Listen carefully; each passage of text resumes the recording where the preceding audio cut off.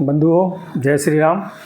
मैं प्रमोद खरे आज आपके सामने नीट परीक्षा पे जो सारे देश में बवाल मचा हुआ है और सरकार इस जिद पर अड़ी हुई है, वो ये सिद्ध करना चाहती है कि उसमें कुछ गड़बड़ नहीं हुआ है। हालांकि शिक्षा मंत्री धर्मेंद्र प्रधान जी ने पहले दिन तो यही कहा कि नीट परीक्षा में कोई गड़बड़ी नहीं हुई है, परंतु अभी उन्होंने परसों इस बात को स्वीकार किया कि नहीं, नीट परीक्षा में कुछ गड़बड़ी हुई है और उन्होंने अपने पुराने बयान के लिए माफ़ी भी मांगी। इसे मैं एक अच्छा कदम मानता हूँ। परंतु इस सरकार के जो पिछले कुछ उदाहरण मैं आज आपके सामने रखूँगा। सबसे पहले नीट की चर्चा करूँगा कि किस तरह ये सरकार अपना सब कुछ नुकसान करवाने के बाद अपनी जो निर्णय हैं उन पर वो पीछे जाती है। आपको मैं किसानों का जो आंदोलन हुआ था, देश का बहुत चर्चित आंदोलन हुआ था, और उस आंदोलन में जब 2020 की स्थिति है, आप सबको याद होगा कि मोदी जी के नेतृत्व में जो भारतीय जनता पार्टी की सरकार, एनडीए की सरकार चल रही थी, किसानों के लिए 3 नए कृषि कानून लेकर आई थी। और इन 3 नए कृषि कानून जो कि किसानों के हित के लिए, सरकार का ये दावा था कि हम ये जो कानून लेके आए हैं ये किसानों के हित के लिए हैं, इनसे किसानों को फ़ायदा होगा। उसमें एक कानून था किसान उपज व्यापार और वाणिज्य विधेयक, दूसरा कानून था मूल आश्वासन और कृषि सेवा विधेयक, और तीसरा कानून था समझौता और आवश्यक वस्तु विधेयक। इन 3 कानूनों के खिलाफ देश भर के किसान आंदोलित हुए, दिल्ली में आए, उन्होंने वहाँ बहुत बड़ा प्रदर्शन किया और दिल्ली में एक जगह वो रोड ब्लॉक करके महीनों बैठे रहे, महीनों। और ये सरकार हमेशा ये तर्क देती रही कि हम कृषि कानून किसानों के हित के लिए लाए। तो आंदोलन धीरे धीरे बढ़ता गया, न सरकार झुकी न किसान झुके। उस आंदोलन को तरह तरह से बदनाम भी किया गया। और ये सही बात है कि जब कोई बहुत बड़ा आंदोलन होता है तो उसमें कुछ असामाजिक तत्व उस मौके का फ़ायदा उठाने के लिए आ जाते हैं, और इसको भी अगर वो असामाजिक तत्व या देश विरोधी तत्व या खालिस्तान समर्थक तत्व उस आंदोलन में यदि शामिल हो गए थे या उस आंदोलन का अप्रत्यक्ष रूप से समर्थन कर रहे थे, तब तो सरकार को और जल्दी जाग जाना चाहिए और कृषि कानून वापस ले लेने चाहिए। परंतु जैसा कि सरकार का स्वभाव है, मैं पिछली सरकार और इस सरकार, दोनों सरकारों की तुलना कर रहा हूँ कि ये सरकार पहले अपना पूरा नुकसान कराती है।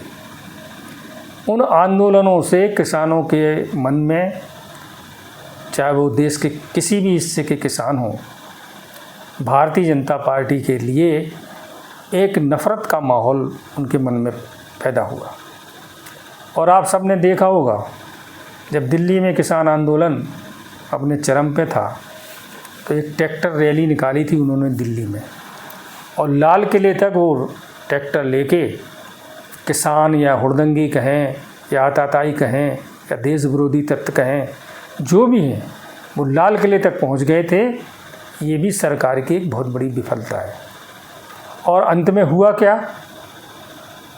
सितंबर में 2020 में ये कानून लाए गए थे और नवंबर 2021 में इन कानूनों को मोदी सरकार द्वारा वापस ले लिया गया। मतलब 14 महीने ये आंदोलन देश में चला। इन 14 महीनों में सरकार की और भारतीय जनता पार्टी का जितना नुकसान होना था वो हुआ, और उसके परिणाम अभी 2024 के चुनाव में आपको देखने मिले। हरियाणा में 10 में से 10 सीटें भाजपा जीती थी, 5 हार गई। पंजाब में 13 सीटें, जहां पिछली बार भाजपा की 2 सीटें थी, पंजाब में एक भी सीट नहीं मिली। उत्तर प्रदेश में भी इस आंदोलन का बहुत असर हुआ। किसानों के मन में ज़बरदस्त आक्रोश था इस सरकार के प्रति। मेरा कहने का मतलब है कि सरकार पहले अपनी जिद पर अड़ती है और जब उस सरकार का, पार्टी का जब पूरा नुकसान हो जाता है तब वो अपने कदम पीछे खींचती है। इससे तो अच्छा यह हो कि सरकार पहले ही अपने कदम पीछे खींच ले। अब नीट परीक्षा में भी ज़बरदस्ती सरकार या जो शिक्षा मंत्री, हम किसे जिम्मेदार माने, ज़बरदस्ती एक माहौल बना रहे हैं कि कोशिश ये कर रहे हैं कि नीट परीक्षा में गड़बड़ी नहीं हुई। अंतोगत्ता मानने के बाद और अब सारी पब्लिक डोमेन में सब लोगों को टीवी के माध्यम से, अखबार के माध्यम से जो कुछ घटनाएं पता चल रही हैं, चाहे वो बिहार की हों, चाहे वो गुजरात की हों, चाहे वो हरियाणा की हों, ये जो 3-4 घटनाएं प्रमुख रूप से आप सब उसके बारे में सुन चुके होंगे कि किस तरह हरियाणा में एक गेस्ट हाउस में कमरा बुक कराया गया, किसने कमरा बुक कराया, वहाँ पेपर बेचा गया, वहाँ बच्चों को इकट्ठा बिठाला गया, उन्हें पेपर हल करवाया गया और जो उसमें जितने भी लोग पकड़े गए हैं उनमें से जो छात्र उस परीक्षा में शामिल थे उन्होंने बयान दिया कि हाँ, हमें एक दिन पहले पेपर मिला। मतलब ये सारी चीज़ें आ चुकी हैं बाहर, गिरफ्तार भी हो चुके हैं लोग। अब उसमें राजनीति करने की कोई ज़रूरत नहीं है। दूसरा, आपने सुना ही होगा कि गोधरा में एक स्कूल है, उस स्कूल में 10 लाख रुपए लेकर, एक छात्र से 10 लाख रुपए लेकर ऐसे 27 छात्रों को, उस स्कूल का नाम है जय जलाराम स्कूल, जो कि गुजरात के गोधरा में है, 27 छात्रों से 10-10 लाख रुपए लेकर उन्हें पेपर आउट कराया गया, पेपर दिया गया। और आप आश्चर्य करेंगे कि कहाँ गुजरात, कहाँ गोधरा, और वहाँ परीक्षा देने वाले कौन छात्र थे? उड़ीसा के छात्र थे, झारखंड के छात्र थे, कर्नाटका के छात्र थे, और इन सबको वो स्कूल सेंटर के रूप में मिल गया। ये भी बहुत आश्चर्य की बात है। जब भी बच्चे, छात्र छात्राएं इस परीक्षा के लिए अप्लाई करते हैं तो वो अपने निकटतम सेंटर को ही चयन करते हैं, मगर उड़ीसा, झारखंड और कर्नाटक के बच्चे गोधरा का सेंटर सेलेक्ट कर रहे हैं और उन्हें मिल भी रहा है। इसका मतलब है कि इस पूरे सिस्टम में अंदर तक झोल है और वो सब बच्चे वहाँ एक स्कूल में आके परीक्षा देते हैं और उन 27 छात्रों को नकल कराई जाती है। जब वहाँ पुलिस का छापा पड़ता है तो वहाँ का स्टाफ, प्रिंसिपल, उनके सहयोगी 5 लोग गिरफ्तार होते हैं। वहाँ नगद पैसे भी जब्त होते हैं और उन छात्रों द्वारा दिए गए चेक भी जब्त होते हैं। इसके बाद भी ये सरकार सुनने को तैयार नहीं है। ऐसा ही एक हरियाणा का उदाहरण है। हरियाणा में एक झज्जर में एक ही सेंटर के 6 छात्र मेरिट में आए। जिन 6 छात्रों ने, एक ही सेंटर के 6 छात्रों ने वहाँ पर, मतलब ये सिद्ध होता है जब किसी भी एक सेंटर से इस तरह का परिणाम आए तो आप समझ सकते हैं। मध्य प्रदेश में भी ऐसा ही हुआ था। मध्य प्रदेश में पटवारी परीक्षा हुई थी, आप सब लोगों ने उसके बारे में सुना होगा। उस पटवारी परीक्षा में ग्वालियर के एक सेंटर से बहुत सारे बच्चों ने टॉप किया था और उस पर बड़ा विवाद हुआ, हंगामा हुआ, प्रदर्शन हुए, सब हुए। और उस समय शिवराज सिंह जी प्रदेश के मुख्यमंत्री थी, उन्होंने तत्काल उस पर निर्णय लेकर उस परीक्षा को निरस्त कर दिया था। ऐसे ही नीट परीक्षा में इतना बवाल हो गया, उसके बाद भी ये सरकार अपने कदम वापस नहीं ले रही। इससे जितना नुकसान भारतीय जनता पार्टी को हो रहा है, जितना नुकसान शिक्षा मंत्री जी का हो रहा है, जितना नुकसान प्रधानमंत्री जी का हो रहा है, ओवरऑल छात्र छात्राओं, उनके अभिभावकों पर ये असर पड़ रहा है कि ये सरकार ज़बरदस्ती इस मामले को दबाना चाहती है। जिस तरह से किसान आंदोलन में इस सरकार ने अपना रोल निभाया, उससे जो भी नुकसान होना था उसको झेला, चुनाव परिणामों में भी ये समझ में आ गया। मगर कुछ मुद्दे ऐसे हैं जिन पर सरकार अपने कदम पीछे नहीं खींचती। अब मैं आपको एक दूसरा उदाहरण देता हूँ, अग्निवीर योजना का है। आपको पता है कि ये सरकार सेना में भर्ती के लिए अग्निवीर योजना लेके आई, और उस अग्निवीर योजना में नौकरी का जो समय है वो केवल 4 साल है। मतलब 4 साल बाद उसमें 25% जो अग्निवीर होंगे, सैनिक होंगे, उन्हें रेगुलर सेना में नियुक्ति दी जाएगी, और जो 75% लोग हैं उन्हें सेना से बाहर कर दिया जाएगा, मतलब नौकरी से बाहर कर दिया जाएगा, और उन्हें 11,71,000 रुपये एक मुश्त दिए जाएंगे कि जिससे वो अपना कुछ व्यापार कर सकें, आगे का जीवन यापन कर सकें, या किसी अन्य उपक्रम में अपनी नौकरी कर सकें, क्योंकि वो एक प्रशिक्षित सैनिक तो हैं ही। मगर तो इस योजना का इतना विरोध हुआ, आप खुद कल्पना कीजिए, यदि आपके घर का या हमारे घर का, किसी के घर का व्यक्ति किसी नौकरी में जाता है और उसे ये पता है कि 4 साल बाद ही हमारी नौकरी चली जाना है, ना तो वो परिवार खुश होता है, ना वो सैनिक खुश होता है, क्योंकि उसके ऊपर एक 4 साल बाद एक ऐसी अदृश्य तलवार लटकी रहती है कि हम 4 साल के बाद क्या करेंगे। इसके कारण पूरे देश में भारतीय जनता पार्टी को 2024 के लोकसभा चुनाव में ज़बरदस्त नुकसान हुआ। विरोधियों ने इसको प्रमुख मुद्दा बनाया। कांग्रेस पार्टी हो, चाहे समाजवादी पार्टी हो, चाहे ममता बनर्जी की टीएमसी हो, चाहे लालू यादव की राष्ट्रीय जनता दल हो, इन तमाम विपक्षी दलों ने अपने घोषणा पत्र में ये लिखा कि हम अग्निवीर योजना को बंद करेंगे। और जो युवा जो सेना में भर्ती होना चाहते हैं, आप सब उन चुनाव परिणामों को देख लें। पंजाब हो, हरियाणा हो, उत्तर प्रदेश हो, कई राज्यों में भारतीय जनता पार्टी को ज़बरदस्त नुकसान हुआ।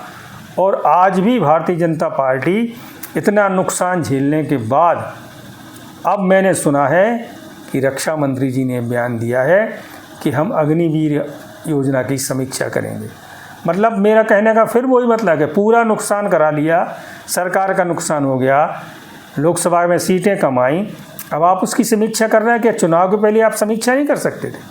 अब ये कह रहे हैं कि हम उसमें 50% लोगों को परमानेंट करेंगे। इसी तरह कर्मचारियों की एक जो बहुत महत्वपूर्ण मांग है ओल्ड पेंशन स्कीम की, उस पर भी सरकार इसी तरह का रवैया अपनाए हुए है। सब लोग जानते हैं कि रिटायरमेंट के बाद पेंशन एक कर्मचारी के लिए एक कितनी महत्वपूर्ण राशि होती है, जिससे कि वो अपना बचा हुआ जीवन आसानी से जी सके।